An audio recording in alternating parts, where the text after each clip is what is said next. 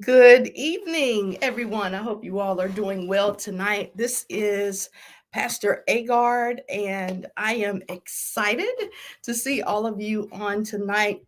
It's been a while since we've been together. We have taken a wonderful break for our winter session, allowing our family and our friends to get together over the holidays, the time for Christmas, the time to celebrate and to be with family. And so we are back here in December, or sorry, we're back here in February, and tonight, I want to talk about fasting because we're going into the season of Lent. It's hard to believe that already, right? That Lent is just around the corner. Lent begins at the end of February this year. That's right. Lent begins at the end of February. Ash Wednesday is the end of this month. And so, because Lent is such a special time during the Christian calendar. What I thought would be a good idea would be to talk about fasting as we move into this time that is characterized by fasting and prayer and confession and almsgiving and other acts to ready ourselves for the beauty of resurrection and Easter. I thought it'd be a good idea for us to talk about fasting. So again, I want to say welcome. Hey, do me a favor. If you have not already, go ahead, hit like, hit share. Let someone else know that we are here tonight and that you are watching us right here on Facebook, YouTube, and tonight I'm trying Instagram. So if I got any Instagram folks out there, go ahead and put a comment so that we can continue to grow together. This is Thoughtful Thursday with Dr. A. And tonight, as I said before, I want to talk about fasting. That's right. I want to talk about fasting. So as a way to begin, I want to first kind of frame our conversation by talking about a couple of things. First, what is fasting and why is fasting emphasized? Why is it emphasized during the season of Lent, right? What is fasting? And why is fasting emphasized during the season of Lent? So, from a biblical perspective, fasting involves abstaining from food. Sometimes it means abstaining from food and drink for a designated period of time in order to move us closer to being able to hear from God. So, fasting is about giving up, if you will, the desires of the body, the craving for food, in order to crave more deeply a communication with God, to crave more deeply clarity from God about a particular thing that you may be seeking or a particular action that you may be believing God for. Now, we hear now about a lot of things related to fasting. There's intermittent fasting that people are participating in now for health reasons to decrease weight. But in the Bible, fasting is not related to weight gain or weight loss. Fasting is a spiritual exercise, and it is designed for a person or a community to draw closer to God. So I'm not talking about the intermittent fasting that we do in order to get in shape or in order to do something else so that we feel like we're in better shape or we've lost weight or whatever it is we're trying to do to get our bodies on track. That's not what we're talking about. Fasting in the Bible is related to giving up food and or drink in order to get clarity from God, in order to strengthen the spirit by decreasing the strongholds that the flesh has on us, right? And when we talk about the flesh, we're just talking about our tendency to crave things other than God, right? That's what I mean by the flesh. When we fast, what we do is we take our attention away from those things that cause us to crave something other than God.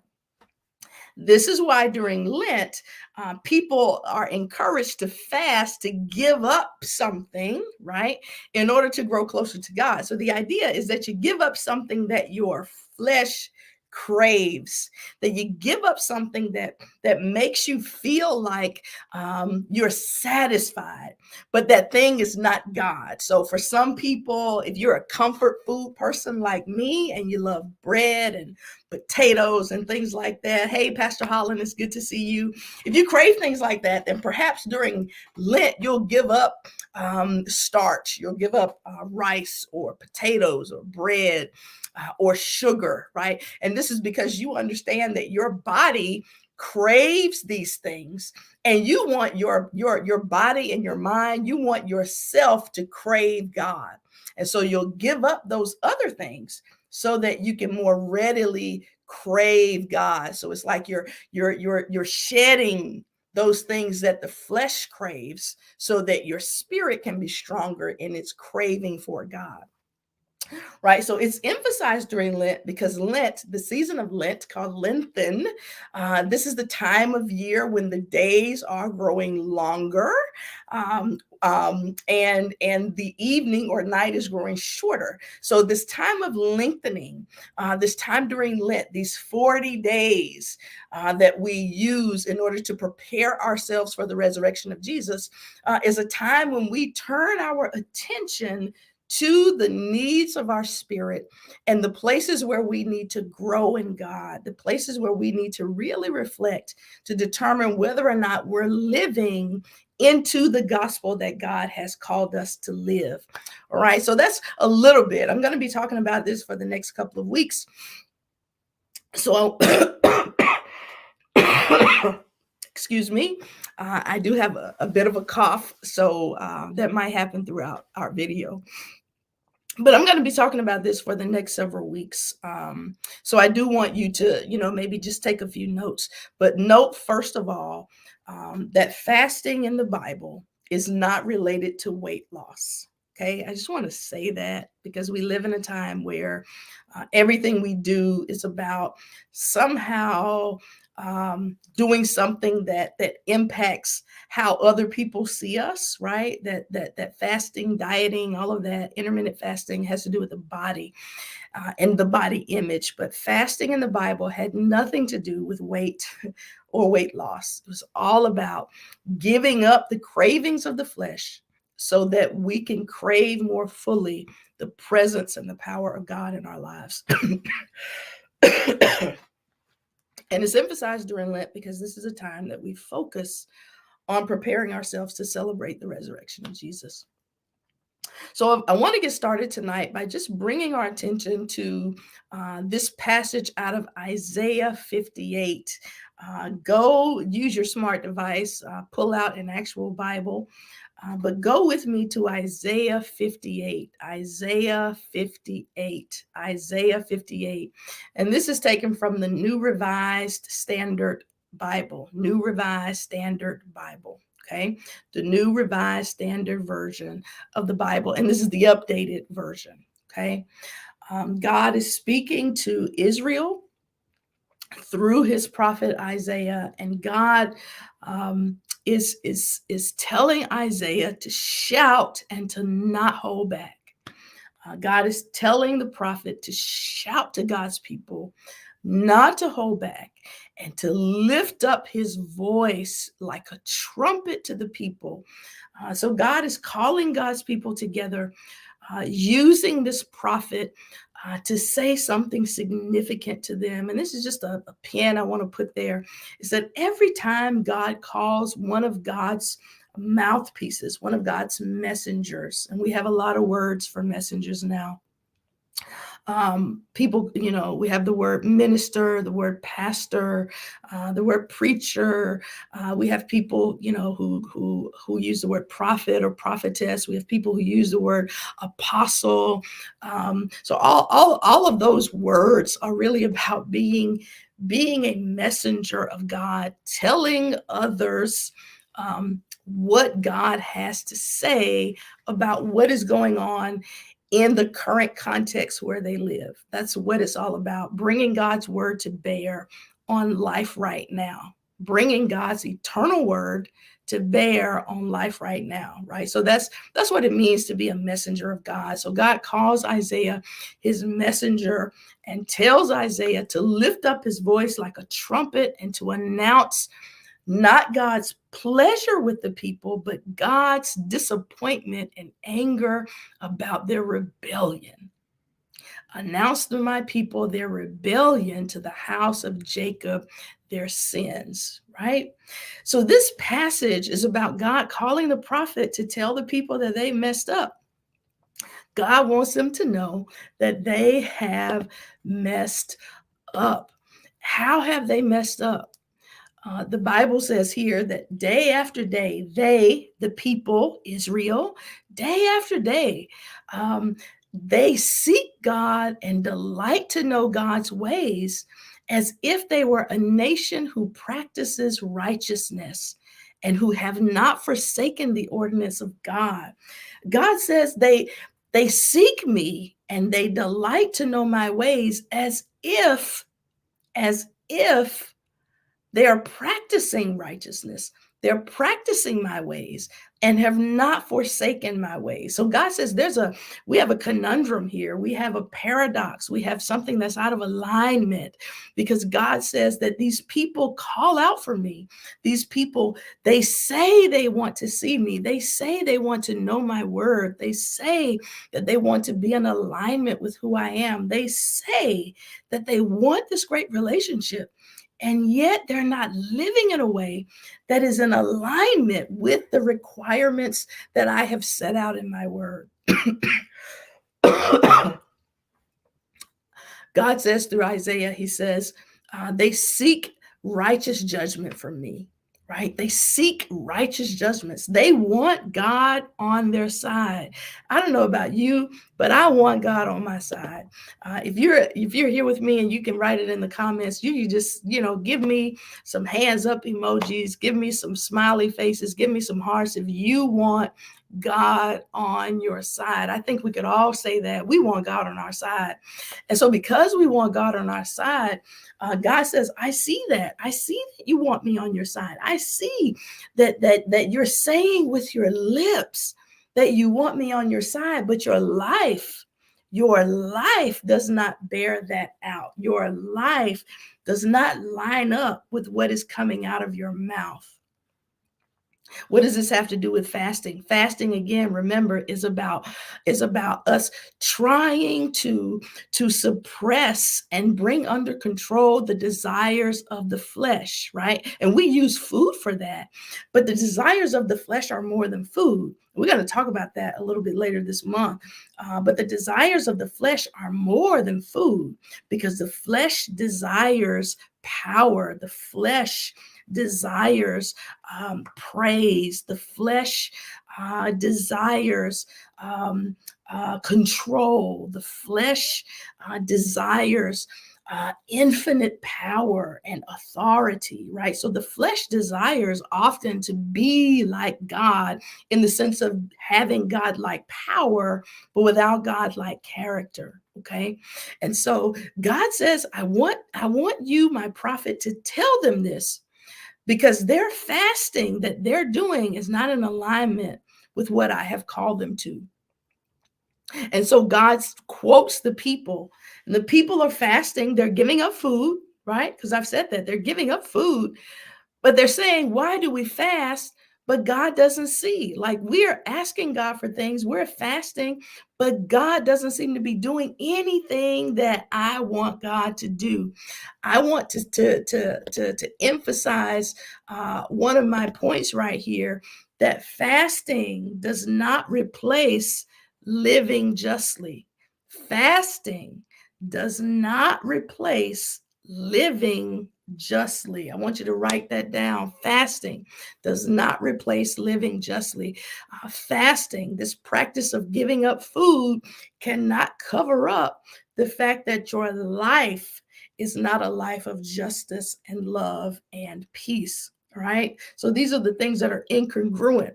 And God says you can't fast your way out of an unrighteous lifestyle.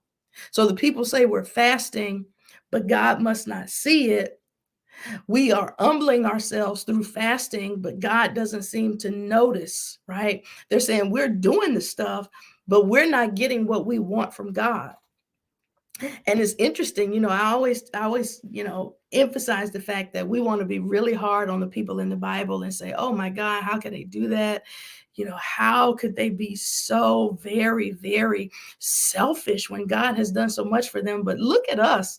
I mean, we are no better than the people of Israel. We have done no better than they have, because we ourselves continue to turn away from God every time we satisfy the desire of the flesh rather than God's prompting in our spirits. And we're the same way. We fast and we expect God to do certain things. We pray and we expect God to say yes. We tithe.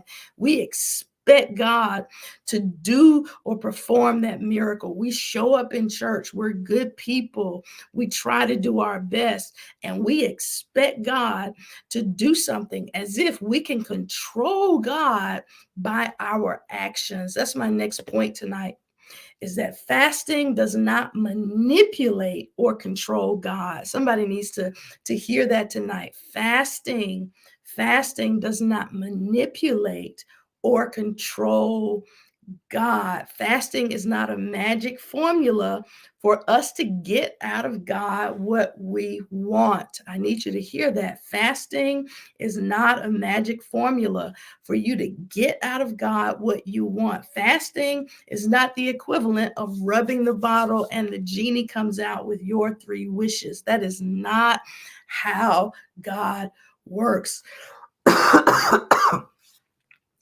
Excuse me, fasting is intended to work on us, not work on God. Fasting is intended to work on me, not on God. Fasting is intended to change me, not God. Fasting is intended to mold me, not God. Fasting is intended to shape me, not God.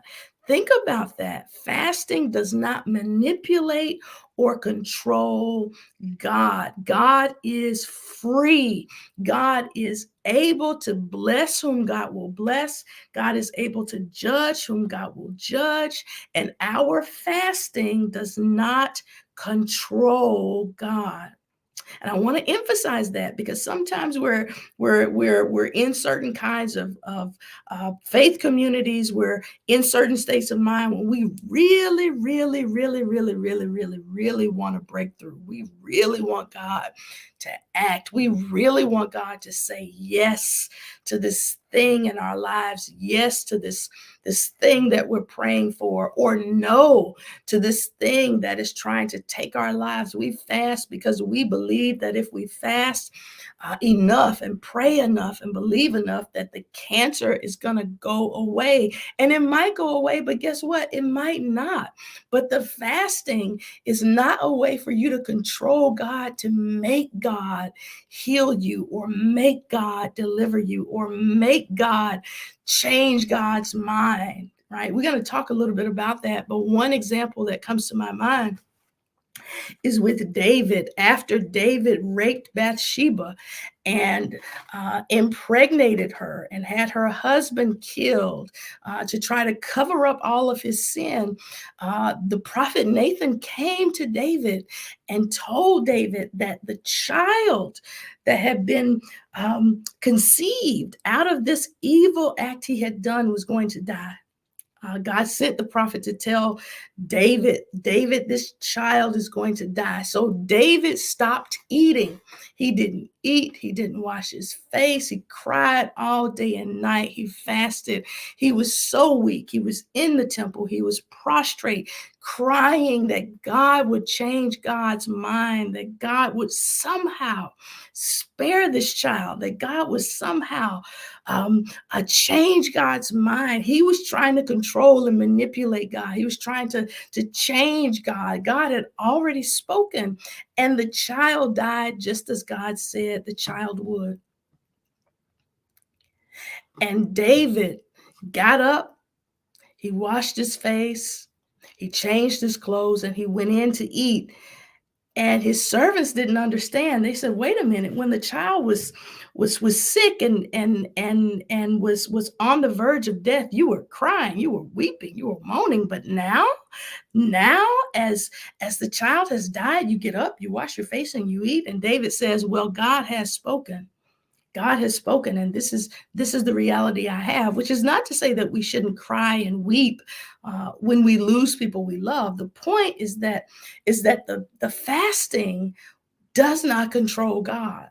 The fasting does not control God. And someone might say, "Well, then why in the world am I fasting? If God's not going to do what I want God to do, why am I giving up sugar and chocolate and sex and and all those other things that my flesh craves? Why am I doing that if God is not going to give me my breakthrough?" That's because, once again, the fasting is unto God, but it's really about changing you and your mindset. It's about changing us so that our spirits and our minds are aligned with God, not so God's mind will be aligned with ours, right? So we want to be in alignment with God. We don't want God to come down to be aligned with us. We want our spirits to grow and be strengthened so that our minds can align with God. That is what fasting is about. Remember, right? The first thing I said tonight is that fasting does not replace living justly. You can't live any kind of way you want and think that you can fast and that's going to fix everything. That is not how it works. Number two, the second point I want to make tonight is that fasting does not manipulate or control God. If it could, then God would not be God, because God would not be totally free, right? Part of what makes God God is self-sustaining, that God is completely free, that God is beyond the control of anything and anyone else. And because of that, we can rest in knowing that the things we can't control, God can control. But if our fasting can control God, then we've put a limit on who God is. God is limited then by our ability or inability to fast. Okay, think about that. So fasting doesn't control God, because God is totally free and cannot be and does not allow God's self to be shrinked or to be shrunk down, to be shackled to your fasting. Right? Just think about that. Last thing I want to read the last of this passage, and then I'm gonna let you go. And I'm gonna ask for your prayers for this cough. So God says, "Look, why do you fast but you don't see?" Right? Why do we fast but we don't see? This is the people of Israel. You serve your own interests. God returns and answers them, right? Their question, "Why are we fasting?" And God doesn't appear to see what's going on. Why are we fasting? And God doesn't even seem to notice. We're not getting what we want. But God says, "Look, you serve your own interest on your fast day." On the day that you fast, God says you still do what pleases the flesh. On the day you fast, you still do whatever it is you want to do. And then God gets very, very specific. God says you oppress all your workers, that you're fasting to me for your prosperity. You're fasting to me for righteous judgments on your behalf, but you're abusing and oppressing those that you have the power to bless. You're oppressing them, but you want me to bless you. You're oppressing them, but you want me to enlarge your territory. You're exploiting them, but you want me to make your name great. And God says, that's not how this thing works. God says you fast only to quarrel and to fight, and you strike with a wicked fist. God says your fasting only leads to arguing and violence. It's like this nation, every time we have a mass shooting, every time we see a black body lynched in the streets, every time we see children starving in the world that is rich with resources, every time we see these tragedies that could be prevented, what do we text? What do we see plastered over the media? You all are in our thoughts and prayers. I'm in your thoughts and prayers. We send our thoughts and prayers to Sandy Hook and Ferguson and Memphis and all these other places. We're sending our thoughts and prayers. But in the meantime, we're still allowing gun laws that make no sense. In the meantime, we're not taking the kinds of policies seriously that could put food in children's mouths and money out of the pockets of CEOs that are exploiting their workers, right? And so we can't have thoughts and prayers at the same time that we are practicing unjust laws, that we're supporting political leaders who are greedy and selfish and care not for the people. That's what God is talking about. You're saying something with your lips, but your actions don't align with any of it. Remember, fasting cannot erase or cover up a life that is not just. So God says, such fasting as you do today will not make your voice heard on high. Look at that. God says, and I'm reading here from Isaiah 58 for those on Instagram, because I know you can't see my PowerPoint. Out of Isaiah 58, that is verse 4. God says, such fasting as you do today will not make your voice heard on high. I need you all to see that really, really, really good. I'm going to put that back on the screen, that fasting does not manipulate or control God. Right here, God says the fasting you're doing today, just because you're giving up food, or just because you're giving up chocolate, or because you're giving up coffee or tea, because you decided, you know what, I'm single, and what I'm going to do, because I want God to send me the right mate, I want God to do, open my mind to maybe who's the right person for me, so I'm going to give up sex. But you're still doing so many other things that are out of alignment with God's will, and you know it, and you're doing it on purpose. You're not trying to change other parts of your life. God says this kind of fast is not going to make your voice heard on high. I can't hear you because what I see is not in alignment with what you're saying. What you're doing doesn't align with what you say you want from me, the kind of relationship you want from me. And so God asks, is this the fast that I choose? Because we choose our fast. So one of the things I want you to do as you prepare for Lent this year is to pray first. God, what is it that my soul craves that draws me away from you? What is it that my flesh is craving that gets in the way of my relationship with you? Because that's the fast I know that you choose for me. And for some of us, fasting is about food, and I'm fine with that. But I believe in fasting and abstinence because it's about more than food. Maybe for you, you need to fast from speaking evil words about people. Maybe your fast for you is is you need to fast from holding a grudge, and you need to embrace reconciliation and forgiveness. Maybe for you, you need to fast from alcohol because your craving for alcohol is getting in the way of your ability to connect with God. I don't know what it is. God knows what it is, and you probably know too, but I want you to pray so that you can accept what it is, and maybe that is the fast that God will allow you to participate in during this Lent. God said, is this the fast that I choose? A day to humble yourself? God says what I want is a day for you to be humble. Is it to bow down the head like a bulrush? Now, some of you may not know what a bulrush is. I didn't know. I had to look it up. And so I found this image online, this image of a bulrush, which is a plant. And if you can't see the image here on Instagram, it's a plant that has a very skinny stalk, but these very large buds and flowering tops that are heavy. And because they're heavy, the stalk of the plant leans over like this.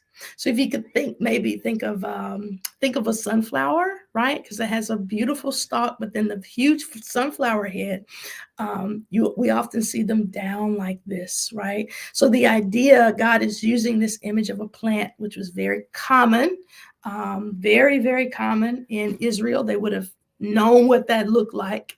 And because of that thin stalk, the bulrushes, those plants leaned over a little bit. So God is saying, is that the fast I choose, where you just, you bow your head, you give up food, and you appear to be very sincere, but your life does not line up.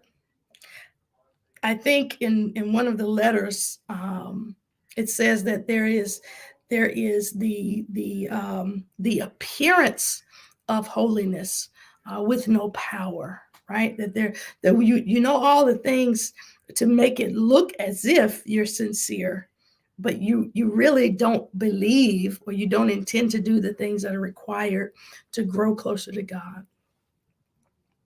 God says, what I desire, to lie in sackcloth and ashes. This is the fast that I choose, that you humble yourself, you bow your head, you lay in sackcloth and ashes. Will you call this a fast, a day acceptable to the Lord? The last thing that I want to say, and this is not related to the passage, but I think it's important as we move toward Lent, because there will be people who don't fast. There'll be some people who are not fasting during Lent, okay? And that's okay. I want to just say to the Christians, my friends out there, it is okay if you don't fast during Lent. Now, I know that's probably sacrilegious to a lot of you. One reason I say that is because some of us have such difficult relationships with ourselves, particularly our bodies, that we don't know how to treat ourselves well anyway, and we're always doing things to sort of abuse, if you will, our flesh, limit our flesh. We're always restricting ourselves because we don't like ourselves. We don't like our bodies. A lot of women deal with this. We don't like the way we look. We think we're too heavy. We don't think we're beautiful. And so we don't know how to embrace in a positive way the bodies we live in. And so we're used to extreme diets, some of us. You have women who have eating disorders, and they've been abused, and so they have a very, very complex and difficult relationship with the body. And so fasting is sometimes can feed into that. And maybe for you, the more faithful thing to do is not to fast and to do things that actually express love to your body, love to yourself, right? So everybody is not going to fast. And I want to say that to those of us who will or who are going to fast, that fasting doesn't make you holier than other people. Okay, fasting does not make you holier than anybody else.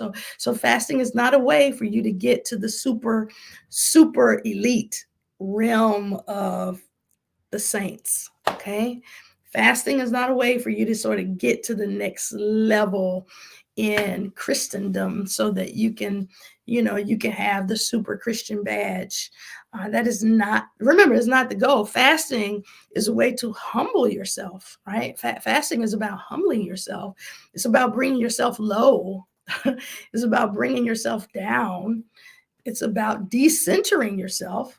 so that you can have God to be your center. And when God is your center, you don't look down on people. So remember that fasting doesn't make you holier than someone else. So if someone's in your church and you're fasting and they're not, then this is not the time for you to speak ill of them or think ill of them, because everyone is in their own relationship with God. And we are all, as a community, supposed to be uplifting each other as we walk with God together, right? So I'm not the kind of pastor. If I'm going to encourage TFCC to fast in some way, but it's an invitation. I invite you into this practice. I don't demand this practice. And I'm not even going to say you need to do this practice. It's something I will invite you into as one way to deepen your relationship with God. And let me know. Let me know, because sometimes some things don't work. Thanks, Pastor Holland. I appreciate you. Keep us lifted in prayer. I'm going to let you all go tonight. You can hear my voice is getting ready to go out. I didn't want to miss tonight because we have not been together in a long time. So I didn't want to miss. I wanted to make sure that we, had some time together. This is Thoughtful Thursday with Dr. A. We're talking about fasting this month as we lean into Lent, which begins at the end of February.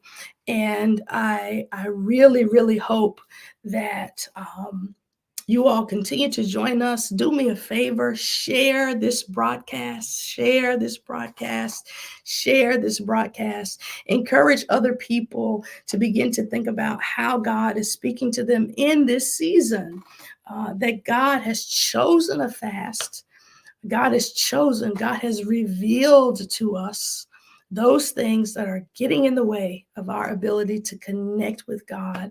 And that is what fasting is about. It's about decentering this desire that we have that is getting in the way of our relationship with God. This is Thoughtful Thursday. I really appreciate you being with me. Until next time, be well, be blessed, and be transformed. Take care, everybody. Have a good night. Bye-bye.